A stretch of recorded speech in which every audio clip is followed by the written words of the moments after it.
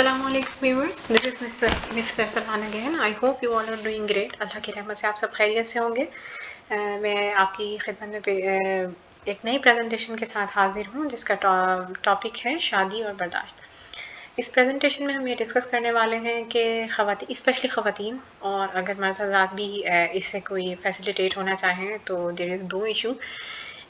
इस प्रेजेंटेशन में हम शादीशुदा ज़िंदगी, उसमें बर्दाश्त की कमी की वजह से होने वाले मसाइल, जिसमें हम एक्सट्रीम डिसीजंस ले लेते हैं और इस तरह के डिसीजंस ले लेते हैं कि ख़वातीन जो हैं वो ये तक करने को तैयार हो जाती हैं कि वो अपने शौहर का घर छोड़ें, अपनी शादीशुदा ज़िंदगी को गिव अप करने के लिए तैयार हो जाती हैं और वो जिसे कहते हैं कि एक परेशानी से निकल के दूसरे में छलांग लगाने के लिए बिल्कुल तैयार होती हैं।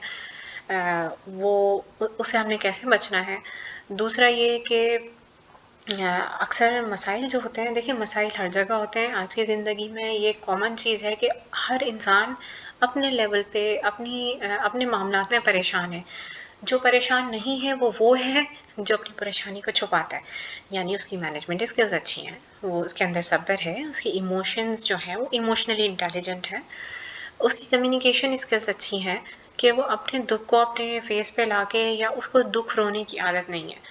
तो ये बात आप अपनी दिमाग में क्लैरिटी रखें कि आज के इस दौर में जो आपको खुश लग रहा है, क्योंकि हम यूजुअली कंपैरिजन्स करते हैं ना, जब हमारी लाइफ में कोई मसला होता है तो हम कंपैरिजन करते हैं कि वो तो देखो और इस तरह। अगर आपके पास इस तरह की मिसालें ना हो तो आप शायद एक्सट्रीम डिसीजंस ना लें।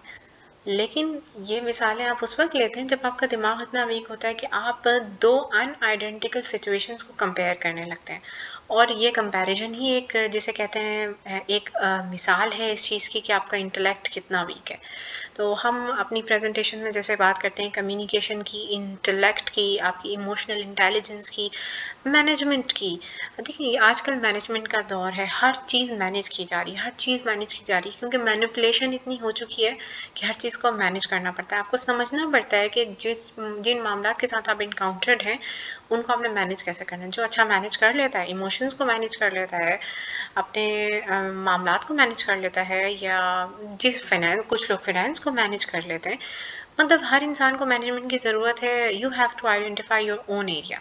हम इस प्रेजेंटेशन में इसी हवाले से बात करेंगे और आज हम मैनेज करेंगे अपने बर्दाश्त को, सब्र को। और इसकी मिसाल मैं इसी तरह दूंगी कि एक इक्वेशन है जिसके दोनों तरफ परेशानियां हैं, और आपने क्या करना है, बेस्ट इन वर्स्ट सेलेक्ट करना है, because you are in trouble and troubleshooting करनी है। दोनों तरफ परेशानी है, लेकिन बेस्ट इन वर्स्ट यानी कि दो ख़राब सिचुएशंस में से आपको एक पिक करनी है, तो of course you will go for a bit, और कोई ना कोई तो होगा ना उसमें 19-20। एक हालात में ये कि आप नशे व फराज हैं, एक तरफ जो है वो पहाड़ की मतलब पूरी पहाड़ की ऊंचाई की तरह की एक प्रॉब्लम है, बिल्कुल ही बस वो ग्राफ ऊपर की तरफ जा रहा है, तो देयर इज़ डिफरेंस।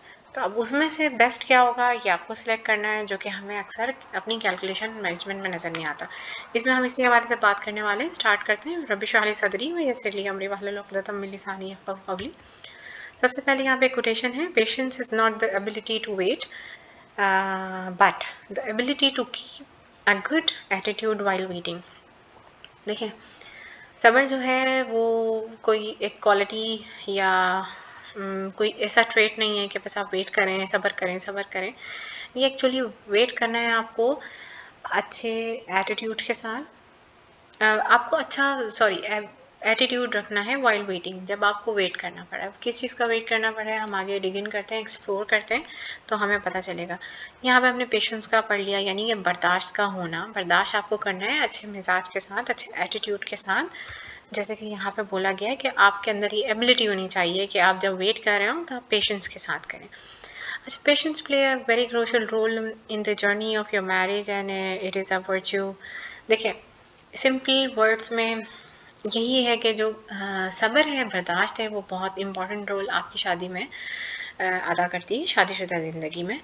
और चूँकि आपकी शादी होती है जिसमें दो लोग आपस में मिलते हैं, नेविगेट करते हैं, आपको बहुत सारे चैलेंजेस आते हैं, आपके बहुत सारे हैप्पी मोमेंट्स होते हैं, और आप दोनों को अपनी लाइफ शेयर करते हुए एक साथ चलना होता है। One aspect of passion is marriage is understanding the both individual bring their unique background. अब इसमें वो यही बता रहे हैं आपको कि अब आपने इस चीज़ को अंडरस्टैंड करना है कि देखिए आप दोनों अलग बैकग्राउंड के लोग हैं। आपके सबसे पहले आप जेंडर ही देख लिया करें, आपका जेंडर अलग है। बुक है man is from Mars and women are from Venus. तो हम समझे हम अलग अलग प्लैनेट्स के लोग हैं, ठीक है। हमारे एक्सपीरियंसेस डिफरेंस है, हमारे बैकग्राउंड डिफरेंट है, हमारे पर्सपेक्टिव डिफरेंस है, सब चीज़ें हमारे रिलीजन में डिफरेंस है। जब डिफरेंट हैं चीज़ें तो आप उसमें आइडियलाइज करने को देखिए, मैंने आपको शुरू में कहा कि तमाम चीज़ें इंटेलेक्ट और आपके मैनेजमेंट से, आपके दिमाग से रिलेट करती हैं कि आप अपने दिमाग को चलाएं। आप एक उस जगह पर मौजूद हैं जो कि जहाँ पे आप थी वो उससे मुख्तलिफ है। उसमें इंसान भी आपसे मुख्तलिफ हैं, उनसे रिलेशन भी आपसे मुख्तलिफ हैं, बहुत कुछ मुख्तलिफ है। अब अगर उसमें आपको कुछ समझ में नहीं आता, कहीं बर्दाश्त की ज़रूरत, तो आपने बर्दाश्त करना है, समझना है चीज़ को, मैनेज करना है।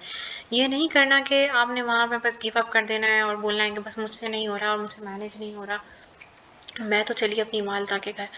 देखिए वालदा का घर होना इज़ अ ब्लेसिंग, वालदा के घर जाना इज़ अ ब्लेसिंग, बट जब ब्लेसिंग्स हो ना तो उनको कर्स नहीं बनाना चाहिए कि आप उनके ऊपर जाकर मैं इसमें डिस्कस करूँगी कि ख़वातीन होती हैं जो अपने पेरेंट्स के यहाँ चली जाती हैं और उनको इनिशियली तो लग रहा होता है और सब एक्सेप्ट भी कर रहे होते हैं, क्योंकि ज़ाहिर सी बात है अगर आपके दरवाजे पे कोई आपका अपना आएगा तो क्या आप उसे धक्का मार देंगे? वो भी आप मजबूरी के तहत आपको बर्दाश्त कर रहे होते हैं और आप भी मजबूरी के तहत वहाँ रह रही होती हैं। 2 दिन की चाँदनी तो सबको अच्छी लगती है, उसके बाद जब अंधेरी रात होती है तो आप एक लायबिलिटी ही होती हैं और उसमें मैं क्या समझती हूँ कि ये किसी को भी कसूरवार कहना कि उन्होंने मेरे साथ ये सलूक रखा या क्या, जो आपका घर था, जो अल्लाह ताला ने आपको दिया है, वहाँ पर आपने कोई स्ट्रगल नहीं की और आपने सोचा कि ईज़ी वे में शादीशुदा ज़िंदगी की बात ख़वातीन ये बात अपने पल्लू से बाँध लें कि जब आपकी शादी हो जाती है ना, तो आपकी हैसियत आपके घर में वो नहीं होती।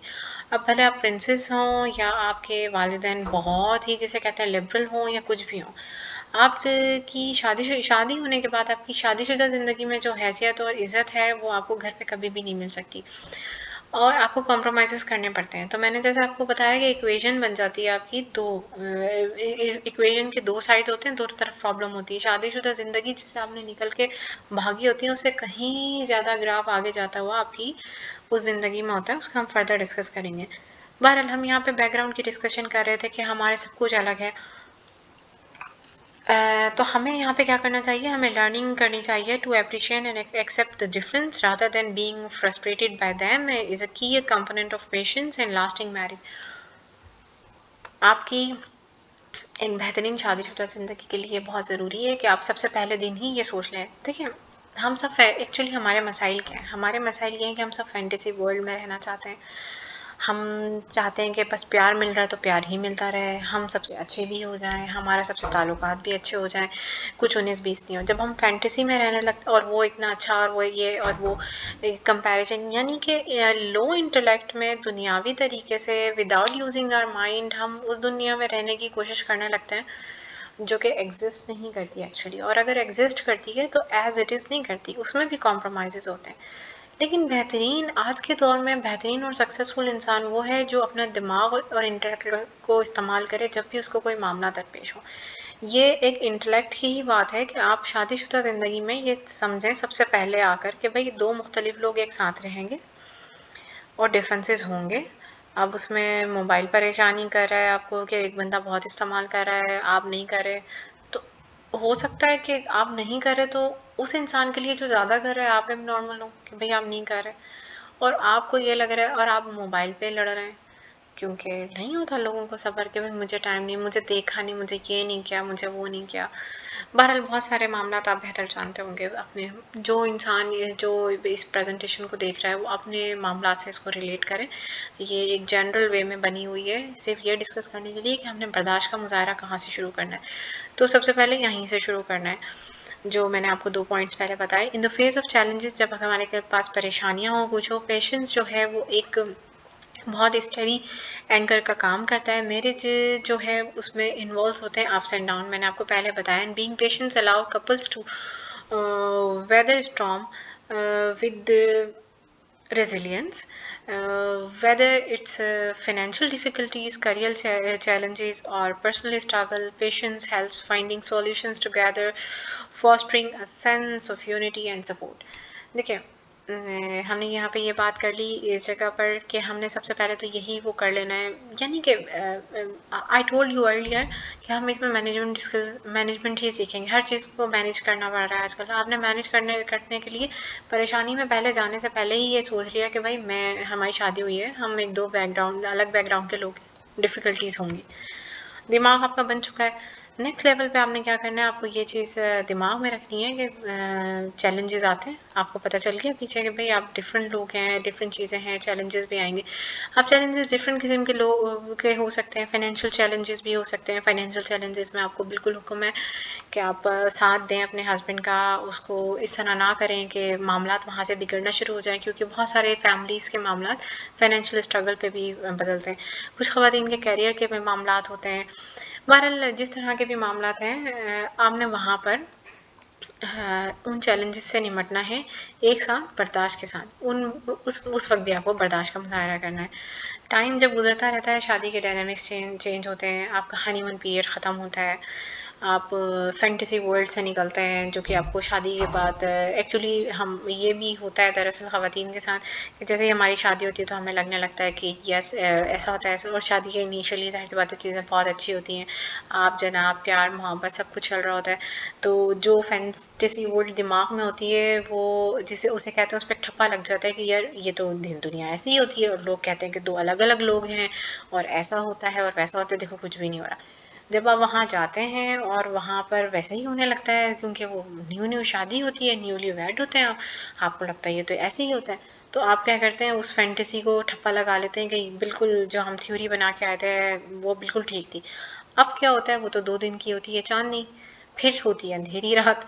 जब अंधेरी रात होती है तो फिर तो आप बोलते हैं नहीं ये तो दुनिया ही अलग है, जो कि दिमाग वो बना के। लेकिन अगर आपका दिमाग क्लियर हो, आप सही आप इंटेलेक्ट इस्तेमाल करें, अपने दिमाग अपने विजडम को इस्तेमाल करें, तो आपको ये पता होना चाहिए कि लाइफ में नशेब और फराज होते हैं और वक्त भी बदलता है, और अगर बहुत ज़्यादा खुशी और चीज़ें मिल रही हैं तो कॉम्प्रोमाइज़ भी उस हिसाब से करने पड़ते हैं। बड़े बूढ़े पहले कहते थे कि अगर कोई आपको 10 दफ़ा मीठा खिलाता है तो एक दफ़ा अगर कड़वा खिलाए तो आपको खामोशी से खा लेना चाहिए।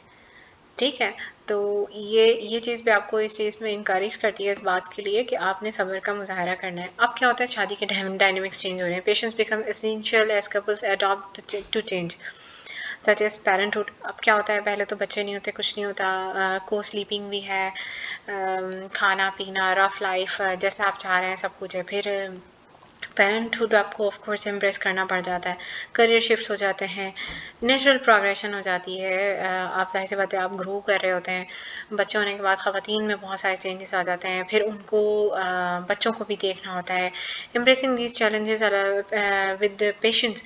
अब उसमें क्या होता है, अक्सर ख़वातीन जो हैं उनको जो डिलीवरी के बाद पोस्टपार्टम पीरियड में डिप्रेशन होना शुरू हो जाता है, क्योंकि वो एक बिल्कुल ही चेंज लाइफ हो जाती है। कुछ लोगों को उसी वक्त धचका लग जाता है जब हनीमून पीरियड ख़त्म होता है कि ये कौन सी ज़िंदगी है, और कुछ लोगों को फिर बच्चे हो जाते हैं उसके बाद, और मतलब स्लोली ग्रेजुअली रिलेशनशिप जो है उसमें ज़ाहिर सी बात है चेंजेस आने लगते हैं। हस्बैंड आपको उस तरह टाइम नहीं दे रहे होते जिस तरह पहले देना होता है, उनकी रिस्पॉन्सिबिलिटीज़ बढ़ जाती हैं, पहले एक इंसान की होती है, फिर वो दूसरे की हो जाती है, दूसरा जो है वो बिल्कुल छोटा है, फिर उसके मामलात को देखना। साथ में हम बहुत सारे चैलेंजेस आदमी बाहर फेस करते हैं, आप हम सबको वो कंसीडर करने चाहिए। हमें बायस नहीं होना चाहिए, हर वक्त हमें अपने एथिकल मामलात में जिसे कहते हैं कॉन्शियसनेस का मुजाहरा करना चाहिए। More over patience close. बहरहाल हम पहले वाला पैरा ख़त्म करते हैं पहले।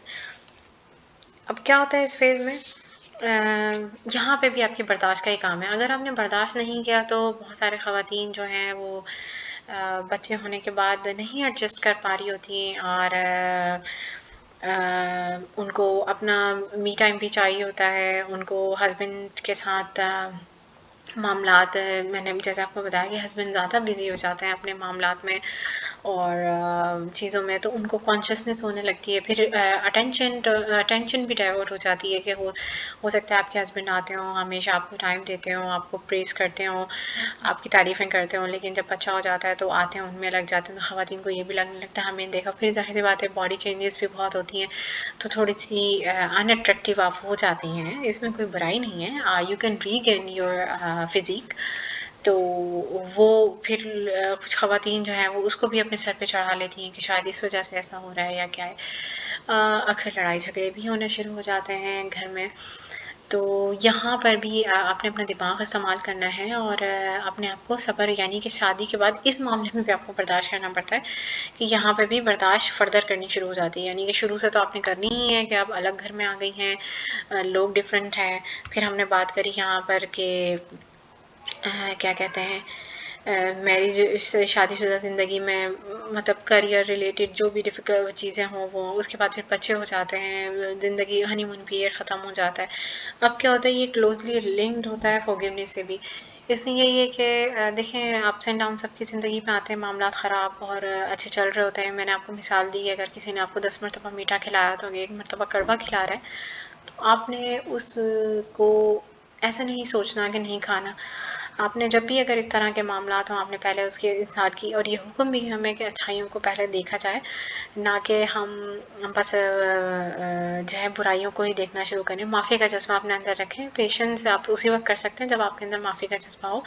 Mistakes and misunderstanding are inevitable in any relationship, but practicing patience allows for the forgiveness and healing necessary to move forward rather than dwelling on past grievances. And patience couples focus on learning and growing for their experiences. जिन लोगों को move on करना होता है वो move on करते हैं, सब्र भी करते हैं, बर्दाश्त भी करते हैं। ये प्रेजेंटेशन में आपको यही कुछ एरियाज बताए जा रहे हैं कि आपने किस किस तरह यहाँ पे बर्दाश्त करनी है। तो यहाँ पे भी आपको पता चल गया कि आपने माफ़ी भी करनी है और बर्दाश्त करनी है। माफ़ी करना ज़ाहिर सी बात है आसान नहीं होता, बस पेशेंस रखना, इसलिए माफ़ी भी करनी होती है। Ultimately patience the glue that binds a marriage through it's very yes seasons. It's a commitment to the long term recognition that the true beauty of a relationship lies in its endurance and the shared history built over the time. By embracing patience, couples can cultivate a resilient and fulfilling partnership that stands the test of time. Ultimate यही है कि देखें, आपको सब्र करना है। ये marriage का एक बॉन्ड है जिसे आपने बर्दाश्त भी करना है, सब्र के साथ चलना है, कमिटमेंट के साथ चलना है। ये प्रेजेंटेशन बनाने का मकसद, इसमें सारे प्रीफेस में मैंने आपको ये बता दिया कि आपने यहाँ पेशेंस सब्र करना है, यहाँ सब्र करना है।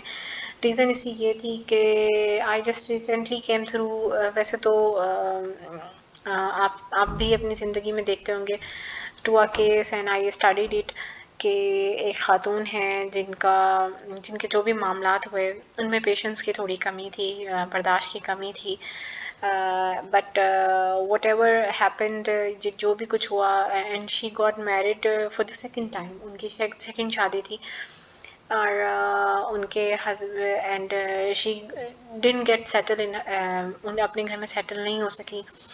और फिर वो अपनी वालदा के यहाँ आ गई। उनका एक बच्चा है and she is living with वालदा। लेकिन अब लेवल ये है कि वालदा को भी वो एक लाइबिलिटी लगती हैं, वो पूरे दिन उनसे घर में काम भी करवा रही हैं, वो बच्चे को भी देखती हैं। उनके पास कोई सोर्स ऑफ अर्निंग नहीं है। बहन भाई जो मैरिड हैं वो उनको थोड़ा सपोर्ट कर देते हैं, वो भी इन टर्म्स में कि जो उन्हें किसी और की बाहर एड करनी हो तो वो फाइनेंशियल टर्म में उनको दे देते हैं। तो जबकि जो बच्चा है जिनके साथ सेपरेशन का केस हुआ है, यानी जिन्होंने छोड़ा है, वो एक अच्छी फैमिली से साथ बिलोंग करते हैं, लेकिन चूँकि नहीं बनी और उस चक्कर में वो अपनी वालदा के यहाँ रह रही हैं। अब इतनी परेशानी कि आप देखें, ज़िंदगी है कि एक जहाँ पे वो रह रही हैं वहाँ बोझ है। सोसाइटी में आप देख लें ऐसी ख़वातीन की जो कि हम सब जानते हैं कि सोसाइटल प्रेशर क्या होता है। वो ख़वातीन जिनकी जो शादीशुदा हों और फिर अपनी वालदा के घर आके रह रही हों, तो उनको किस नज़र से देखा जाता है, फिर उनका बच्चा भी हो, फिर वो पूरे दिन घर का काम करना, फिर बच्चे को देखना, फिर लोग जब किसी एक इंसान को, हमारी सोसाइटी का ये भी बात ये है अल्टीमेट कि जब सोसाइटी को देख के चलने लगेंगे तो आपको हर ही किस्म का गम मिलेगा। तो बेहतर ये है कि जब हर किस्म का गम बर्दाश्त करना है तो इसमें क्या आपको बुराई लगती है कि आप शौहर के साथ रह के अगर आपको एक करवा घूंट कभी पीना पड़ रहा है तो आप वो पी रहे हैं। कम से कम 4 दीवारी के अंदर रह के आप पिएंगे, आपकी इज्जत तो रहेगी।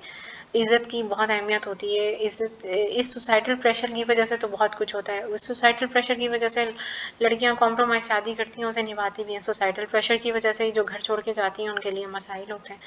तो देखें, घर छोड़िए, प्रेजेंटेशन इसीलिए कि घर छोड़ने से पहले ये ज़रूर देखें कि आपका हस्बैंड जो है कम से कम कमा के ला रहा है, अगर आपको खाना पीना दे रहा है, बच्चे हैं आपके, आपने एक अच्छी ज़िंदगी गुजारी हुई है। 20-25 साल में तो शादियां होती हैं लोगों की, चलें 30 साल तक कर लें।